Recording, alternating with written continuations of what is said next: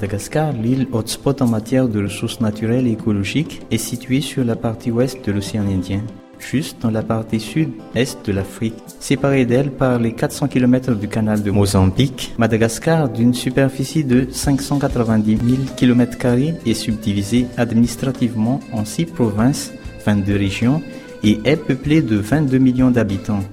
18 ethnies composent la grande île, dont les Bitsimsarak de Tamatave. Les lémuriens, les tortues sont autant d'espèces endémiques qui vivent dans un milieu floristique rare et unique. Ce qui fait que Madagascar attire tant les touristes et les écologistes. Tamatave est une ville située à 353 km du capital Antananarive sur la partie nord-est. Actuellement, elle compte 500 000 habitants suivant une statistique de 2014. Capitale économique par le biais du port, Tamatave est le poumon de Madagascar. L'arrivée d'Amatfi, une grande exploitation minière, a changé la structure de la ville et de la population, croissance et cosmopolitisme. La place de la Colonne, la place Bien-Aimée et surtout le parc zoologique d'Ivuluin, la fortification et le récif corallien de Full Point sont des lieux très prisés par les touristes qui visitent la ville. Tamatave baigne sous un climat tropical chaud et humide qui favorise les cultures de rente comme les girofles, la vanille, le litchi et tant d'autres essences naturelles attirant les professionnels internationaux en la matière. Un chemin de fer dessert toujours Thomas à la capitale Antananarive. Un grand canal dénommé Canal de Mangalan relie toute la côte est sur plus de 600 km. Malgré toutes ces qualités, la ville de Tamatave n'arrive plus à assurer des fonctions urbaines. La ville est menacée en permanence d'amoncellement d'ordures, de manque d'assainissement suite à la croissance effrénée de la population urbaine. Face à cela, la ville de Saint-Étienne et la ville de Tamatave ont ensemble développé un programme d'assainissement de proximité à travers le projet EcoSan depuis 2012. C'est l'ONG Saint-Gabriel qui est maître d'œuvre. Suite au séminaire de 2015, une pépinière d'entreprise a été mise en place en novembre 2016 afin de développer l'esprit entrepreneurial des acteurs locaux pour créer leurs entreprises.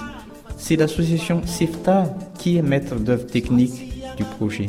Pour l'amorcer, le domaine de la valorisation a été mis en avant jusqu'en juillet 2017, auquel d'autres projets intègrent la pépinière.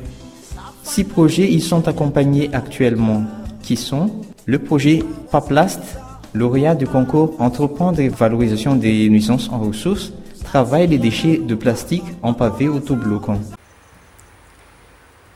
Ny Paplast amizao nivoatra tsikelikely par rapport nisy teo aloha.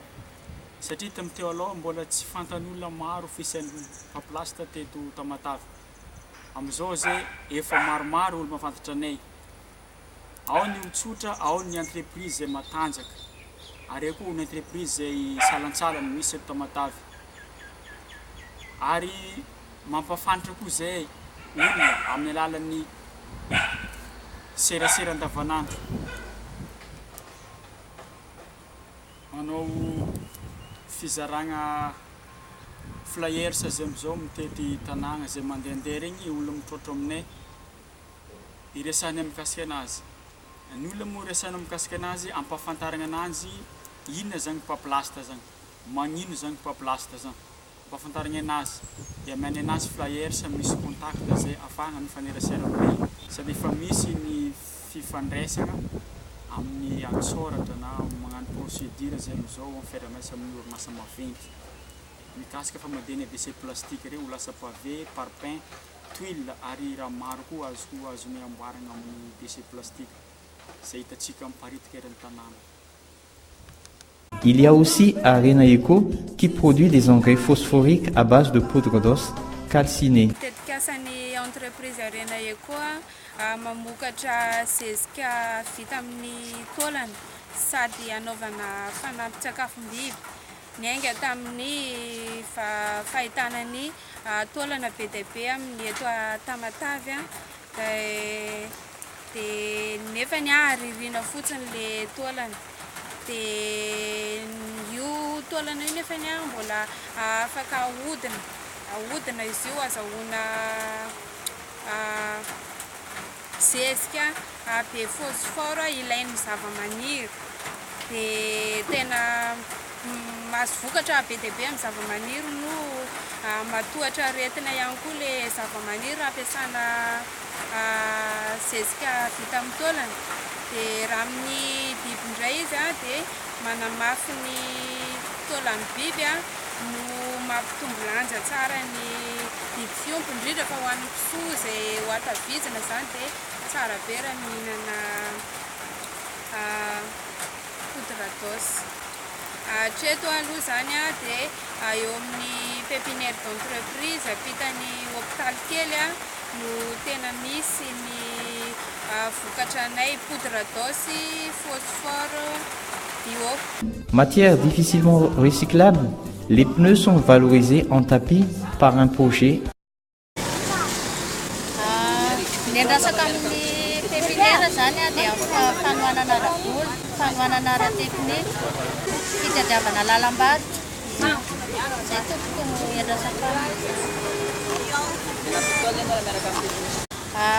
kapa-fingotra to, kapa-pneu. Arakaran'izany. Ohatra zao hoe folaman'olona vitanay iray ihany. Eto bazary kely ampitany gazy toroa dia ary amin'ny pépinière.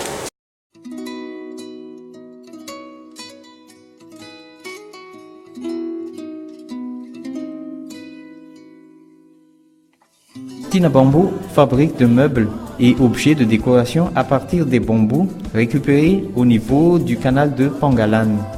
Bamboo zany tamin'ny 2009 zany no nisy namana nitady mpiasa dia niasa tao amin'zareo za.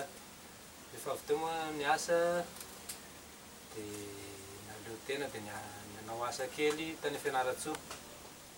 Taty aoriana amin'izay nanomboka tamin'ny 2013 dia efa nanao asa dia nisy formation niarahana tamin'ny Prospéré tamin'ny 2015 teto Tamatavy. Dia tamin'io indray zany no nisy nandray anjara tamin'ny fiofanana za ary niverina nanao ny asa bamboo. Ary taorianan'izay nisy nle concours tamin'ny pépinière, nisy concours tamin'ny pépinière dia nandray anjara moa zany za dia nisany voafidy hiara-miasa amin'zareo. Ary zay tsy nanomboka tamin'ny volana juillet 2017 zany no niarahako niasa tamin'ny pépinière d'entreprise. Dia ny zavatra andrasako amin'ny pépinière d'entreprise zany ho an'ny fiarahan'ny miasanay dia ny toanara pitatanana. En matière énergétique, briquette écologique est un complément de combustible qui peut réduire jusqu'à 50% la consommation de charbon de bois.